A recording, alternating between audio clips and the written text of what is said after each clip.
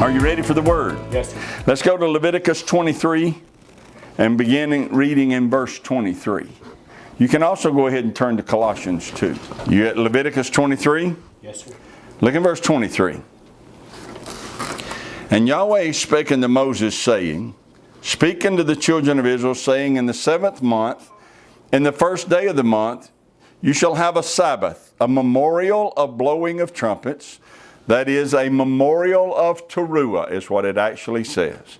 You shall have a memorial of Teruah, a holy convocation. You shall do no servile work therein, but you shall offer an offering made by fire unto Yahweh. Yom Teruah is a set-apart time. It's set apart by Yahweh Himself. A yearly appointment that's been made by Him for His people to gather together in a holy convocation and to Teruah. That's what He's asked us to do. He said once a year, on the 1st day of the 7th month, stop everything you're doing, gather together in a holy assembly, Teruah, and bring an offering. Now, that's what we're supposed to do, which begs the question, why? Why are we supposed to do that? The answer is found in a very interesting place. The answer is found in Colossians 2. Let's read that. Colossians 2. Colossians 2, verse 16. Let no man therefore judge you in meat or in drink or in respect of a holy day or of the new moon or of the Sabbath days, which are a shadow of things to come, but the body is of Messiah. It's interesting that the answer is found here because it is this passage that is used to deceive people into believing that they do not have to and therefore should not keep the feast. The very passage that the Ruach HaKodesh gave to us to help us understand why we should keep the feast is twisted by Satan, twisted by his ministers to convince people that they shouldn't even keep the feast. Satan and his ministers have people read this passage and convince them that it says, let no man convince you to keep the holy days. They are mere shadows. You have Christ. Concentrate on Him instead. That's what people read when they read this passage. Remember when we were studying, when we were going over the John MacArthur teachings on the Sabbath. John MacArthur read this verse more than once. He read it, and then he would quote it to the people, but he would change it when he would quote it. He would read it where it says, let no man judge you, and he would quote it and say, let no man hold you to the Sabbath. Well, there's a lot of difference between judge you and hold you. But millions of people have been conditioned that when they read this passage, they read it to say what it doesn't say. They read it to say, let no man convince you to keep the holy days. Well, that's not what it says. And yet millions upon millions of people have been deceived into believing that is what it says. And when they read it, they cannot see what it actually says because the God of this world has blinded their minds. The Ruach HaKodesh inspired the Apostle Paul to write this down for us so that we would have courage to do what we're told to do and so that we would know why we are doing it. Let no man judge you. That's written to give you courage, give me courage. We are to keep the Sabbaths and the holy days and the dietary laws. And it's letting us know that when we do, men are going to try to judge us about it, or they will judge us concerning it. He said, well, none of them died for you. If you go on and read the context, he said, none of them died for you. None of them gave their son as a ransom for you, so don't let them be your judge. Right. Instead, just obey Yahweh. Be obedient to Him, not men. The Holy Spirit says, keep the dietary instruction, keep the holy days, keep the Sabbath days, and don't worry about the opinions and the judgments of men as you do that. Then the Ruach HaKodesh tells us why we should keep them.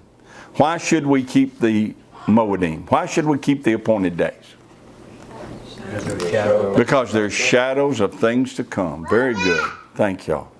Because there's shadows of things to come. And the body is who? Bodies of Yeshua. So what are they shadows of? They're shadows of things to come concerning the Messiah. Right. They're shadows of the work that He is going to do. Not just work He has already done, Right. but they're shadows of work that He is going to do. And the very passage that Yahweh gave us to strengthen our resolve to keep the feast is the very passage that Satan attacks to deceive the masses into believing they shouldn't keep the feast. Yahweh always gives simple instruction, and then Satan deceives men to question that simple instruction. Yahweh said to Adam, "You may eat of every tree in the garden, except for the one in the midst of the garden." And then Satan comes and says, "Yea, has Yahweh said?" See? Simple instruction. Right.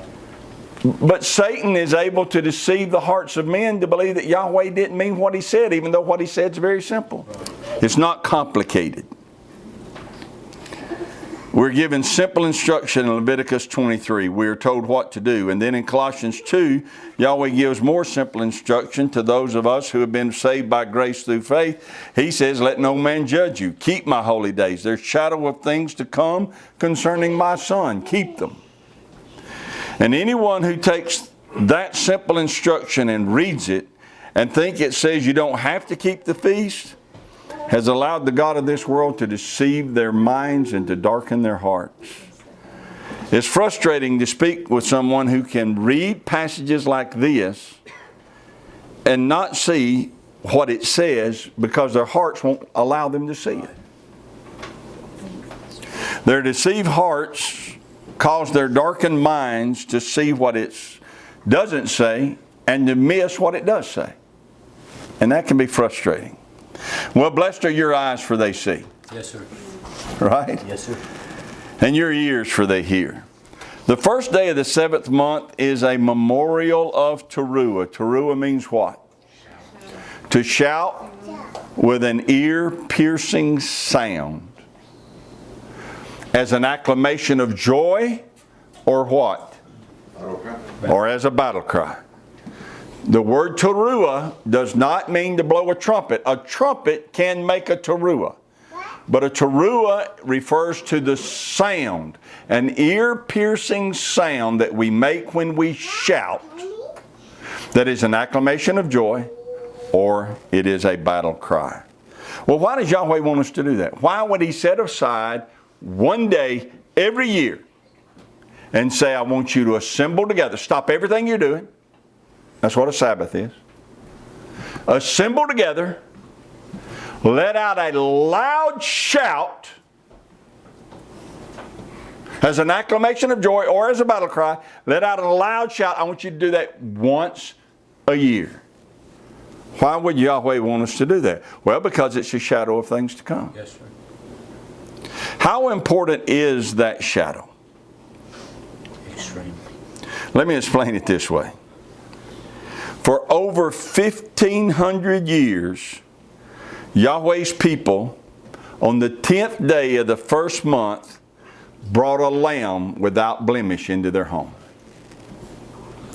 For over 1,500 years, Yahweh's people took that lamb on the 14th day of the month and slaughtered it. And took the blood from it and put it on the lintels and the side posts of their doors. For over 1,500 years, on the 15th day of the first month, they removed all of the leaven out of their homes. For over 1,500 years, on the 16th day of the first month, they brought a sheaf of wheat to the priest. He would take the sheaf and he would wave it before Yahweh. Everything they did was a shadow of things to come. Had they not done it, then they nor the rest of the world would have known what was come or when it came. Right. Hear that again. If they hadn't have done it, neither they nor the rest of the world would have known what was coming, and they wouldn't have known when it did come. They'd have missed it. Everything they did was a witness for over 1,500 years to them and to the world of what was coming. They kept Passover to foreshadow the exact day of the death of the Messiah. They kept unleavened bread to foreshadow the exact day of the taking away of our sins.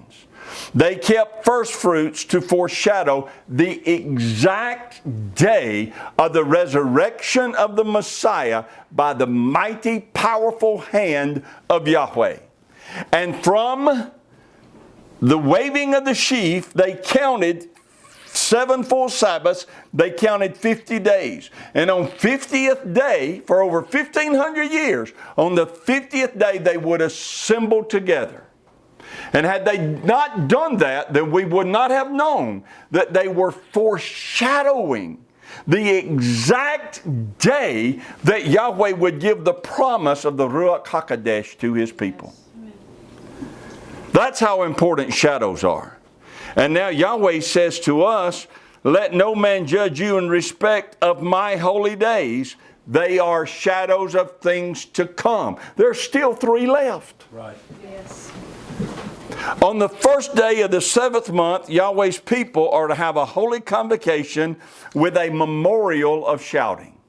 On the 10th day of the 7th month, Yahweh's people are to have a holy convocation in which they are to afflict their souls. And on the 15th day of the 7th month, Yahweh's people are to begin a week-long observance where they dwell in booths or tents or sukkots. All these things are shadows of things that are yet to come. And now, for well over 1,500 years, Yahweh's people have been keeping these appointed days. They've been keeping them because Yom Teruah foreshadows the day of the shout of the archangel, which will announce the coming, the ascension, the appearing of the Messiah. Yom Kippur foreshadows the day of Yahweh when He shall judge all men, dead and alive. Sukkot foreshadows the day when the new Jerusalem shall descend out of heaven, and Yahweh shall dwell with His people, and His people shall dwell with Him. If we don't keep the feast, then we will not know what Yahweh is about to do, and we will not know when He's going to do it. These feasts show us what He's going to do and when He's going to do it. So we meet together tonight to shout. It is a memorial of shouting. It's a memorial in 2 ways. It reminds us of what is coming. And it reminds Yahweh that we are here, obedient, and aware of what is coming. Look in 1 Thessalonians 4, verse 16.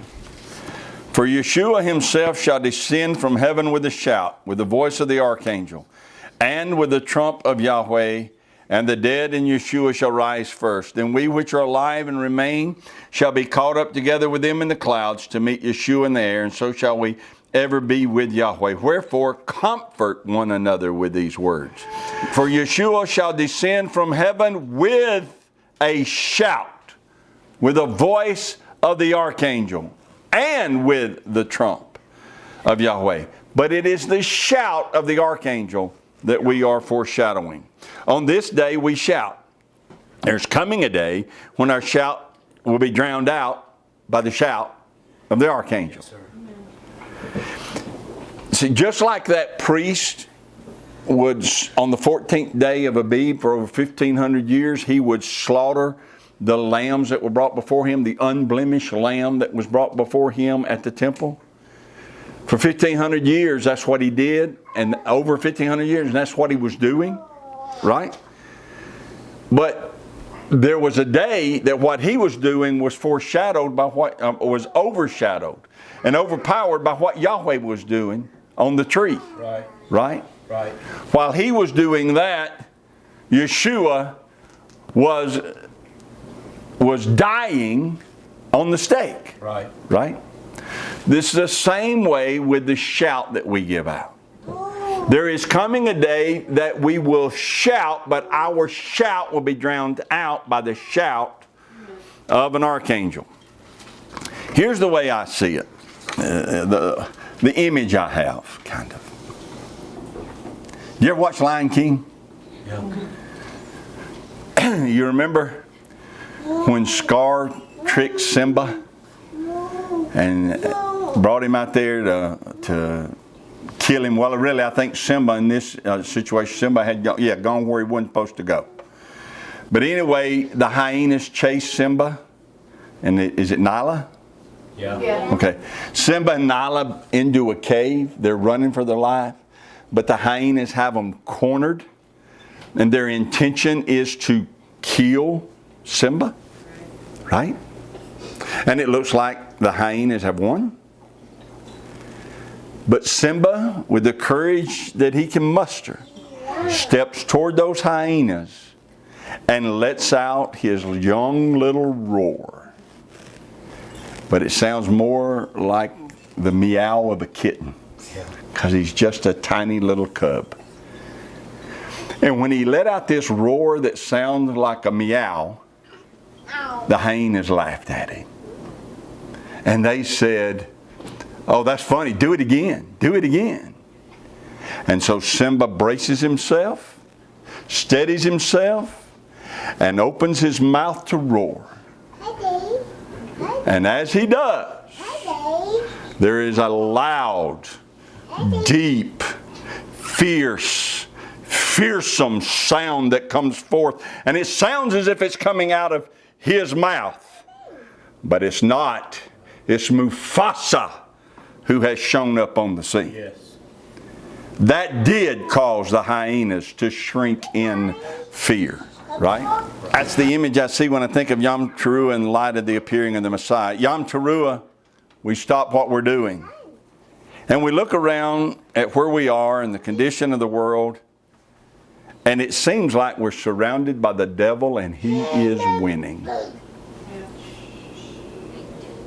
Evil is being called good and good's being called evil. Lies are rewarded and truth is despised.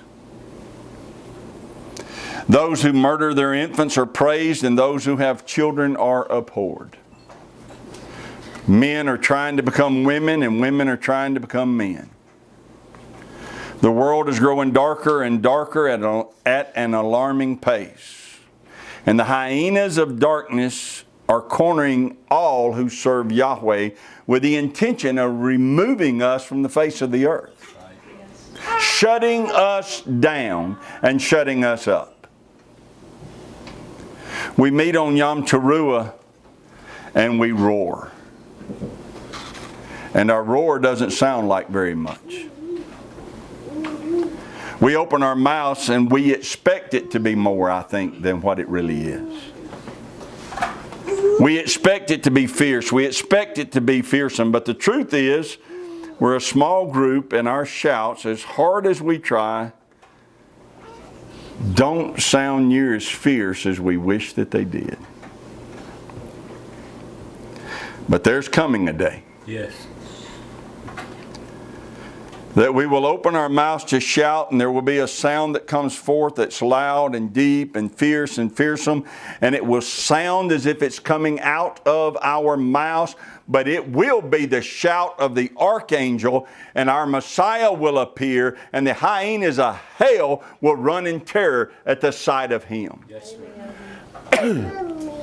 Our roar will be overshadowed by the roar of the archangel.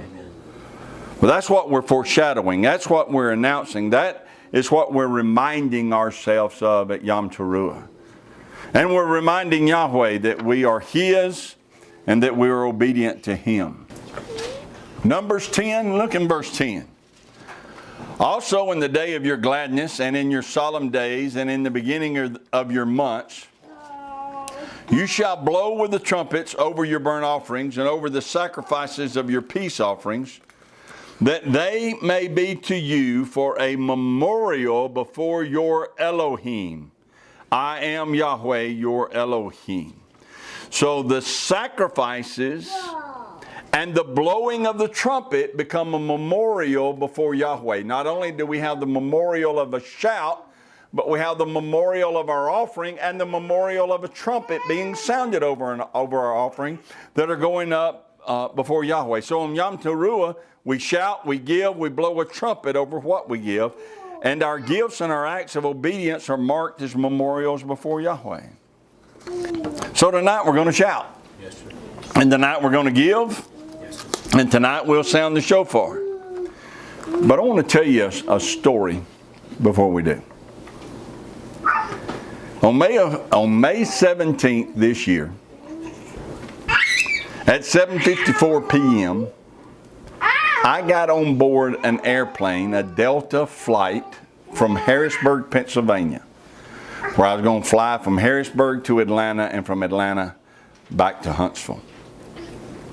My seat was 27B. Sitting in seat 27A, which was by the window, was a young woman. I would estimate, I'm not very good at that, but I would estimate she was in her mid to late 30s. When the airplane began to taxi away from the gate toward the runway, and this woman began to exhibit a whole lot of anxiety. She grabbed the center bar that separated our two seats. She grabbed it and she clutched it hard and she would shake it. With her other hand, she was making the sign of the T. She began to rock forward and backward. Every now and then she would let go of the bar and she would do this and rock frontward and backward. She'd look out the window and she'd rock frontward and backward. Then she'd grab the bar and she would shake it again. I'm just watching her out of my peripheral vision. She's having some difficulties. She's afraid and her anxiety is showing. The further down the runway we went, the worse her condition became. Once the plane left the ground and slowly began to rise, the pilot slowly began to bank it toward our destination, which would have been Atlanta, Georgia. When it did this, this lady began to say out loud, "This plane isn't going fast enough. It's not going fast enough." She's looking out the window. She's looking at the ground. She's seeing it bank. "It's not going fast enough." She said, "He needs to speed up. He needs to get this plane higher. He needs to get it higher." She kept saying that. So I said to her, "He has to turn and get us pointed in the right direction. And then he'll speed up and he'll take us to our cruising altitude." My words were no comfort to this woman. She continued the same display of fear and anxiety she had, shaking the bar, clasping her hands, doing this, mouthing prayers. That's the only thing you couldn't hear what she was saying. But she was going through all of these emotions. Now once the plane reached cruising altitude, she settled down. Just every now and then I would hear her clasp her hands like that again. Clap them, clasp them, praying. I don't know what she was doing. I'd hear it every now and then. So she was fine for most of the flight, but when we started to descend, the same displays of anxiety came back. She went through it all again, the rocking, the praying, making the sign of the T on her chest, the shaking of the bar, all of this again. We landed safely. I went to my gate for my connecting flight from Atlanta to Huntsville. And as I made that flight from Atlanta to Huntsville, I pondered her weird, strange behavior. She was afraid the plane was going to crash. And her behavior exhibited that she considered that to be a very real possibility. So when I began to ponder it, here's what I thought. Was it? Was it a real possibility? Is it possible that that plane could have crashed? Matthew shaking his head. Yes. Sure, it's possible. But even though that was a real possibility, I saw no one else on the plane acting the same way as she was acting. Everyone else was acting in a way that we'd call normal. She's acting weird. Everybody else was acting normal. If that plane crashing was a real possibility, why wasn't anybody else acting the way she was acting? And I don't believe for one second the answer is, well, because they had more faith. I seriously doubt that most of the people on that plane even knew what faith really is. So why wasn't anybody else acting like she was? I think I've narrowed it down to one of two reasons. Either number one, they've learned to suppress their fear that a plane could crash. Or two, they're simply completely oblivious to the fact that planes do sometimes crash. And then I thought this. Because they have learned to suppress their fear of the real possibility of a crash, or because they're oblivious to that possibility, their behavior seems normal. But because she's not willing to suppress her awareness of the possibility of a crash, her behavior seemed weird. What if something had happened to that airplane? What if while it was banking, it didn't have the power to come out of that bank? What if something happened and it just kept going until it fell out of the sky?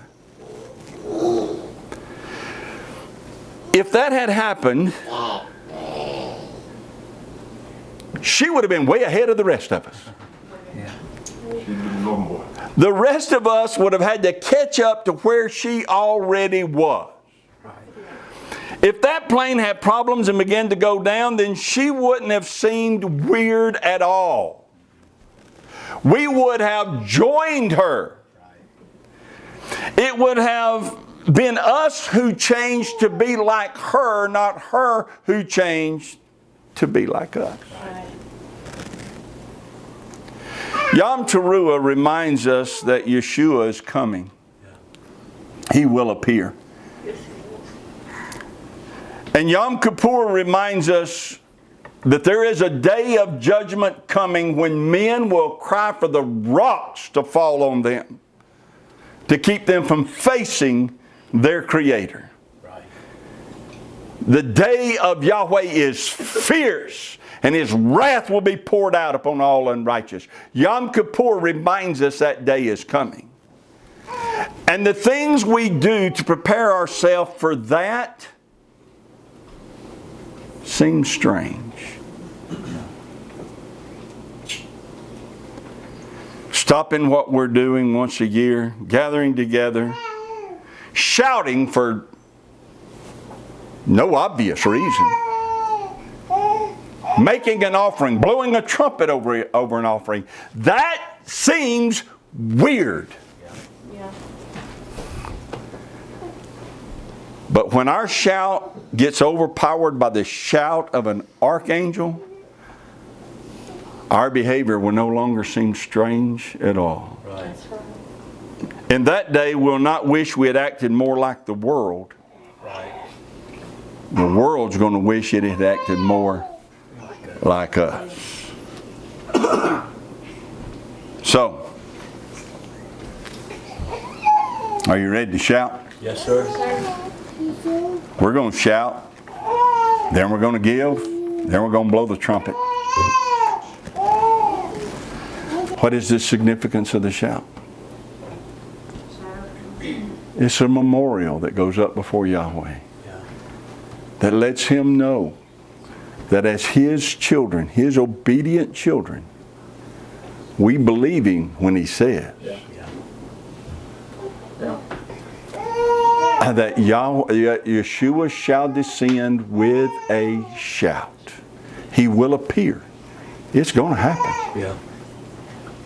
He's coming. And Yahweh is going to set all things right. The earth and the fullness thereof are His. They don't belong to the devil. They don't belong to those who serve the devil. Yahweh not going to let them have this place. There will be a new heaven and a new earth. The shout is our declaration to Him that we believe Him. It comes up as a memorial to Him. Well, enough talking about it. Let's join Axis, shall we? Are you ready? Yes, sir. With a voice, a shout with the voice of an archangel. Ready?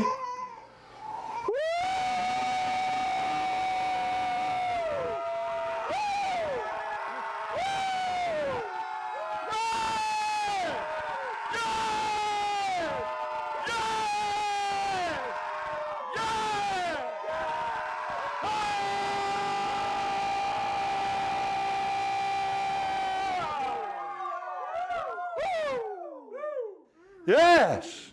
Yes. Hallelujah. We're going to sound the trumpet on Yahweh's holy day over the offering, He said. It will rise up as a memorial. How important are memorials? Wow. How did Cornelius get into the kingdom of heaven? His prayers and his alms went up as a memorial to Yahweh. And Yahweh sent an apostle to that Gentile man to tell him how to be born again. Yes. Memorials are important. Glory. Ready?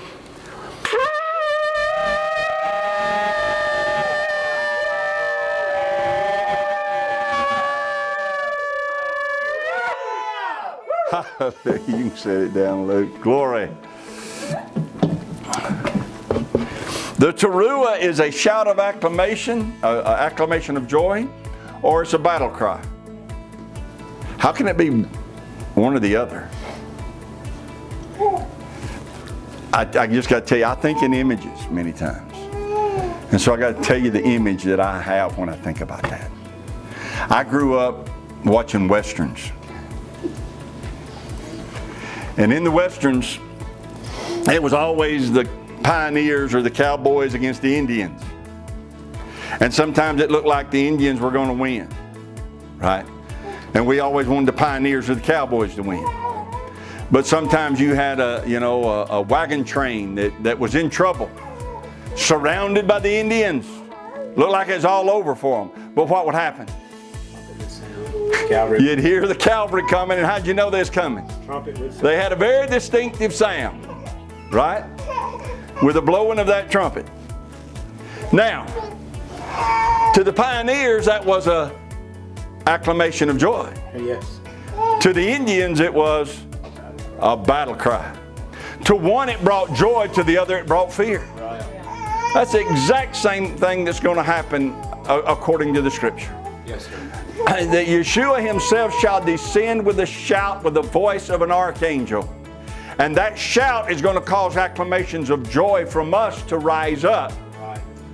But it's going to be a battle cry declaring war against all who have opposed Yahweh. Yes, sir.